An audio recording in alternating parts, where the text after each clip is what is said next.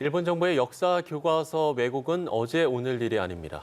내년부터 일본 고등학교 2학년 이상 학생이 사용할 교과서에서 강제 연행과 종군 위안부라는 표현이 정부의 검정 과정에서 삭제된 걸로 확인됐습니다. 김효섭 PD의 보도입니다.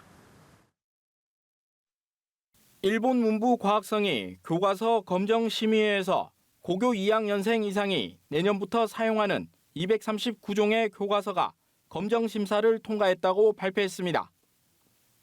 이번에도 과거사에 있어 일본의 책임을 지우려는 시도가 확인됐습니다.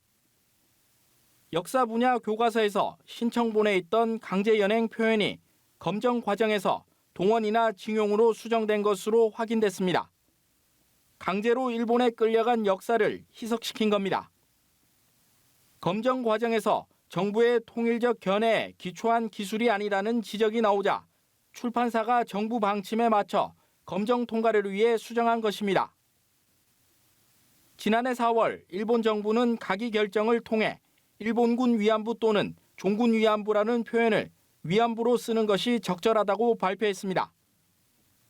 또 일본군 위안부 동원의 강제성과 당시 일본군의 관여를 인정한 고노다마에도 등장하는 종군 위안부 표현도 일본 정부가 사실상 사용을 금지하면서 사라졌습니다. 아베 내각 이후 일본 정부가 고노다마를 계승한다는 방침을 밝혔음에도 종군 위안부 표현을 교과서에서 사용할 수 없게 한 것은 이율배반적이라는 지적입니다.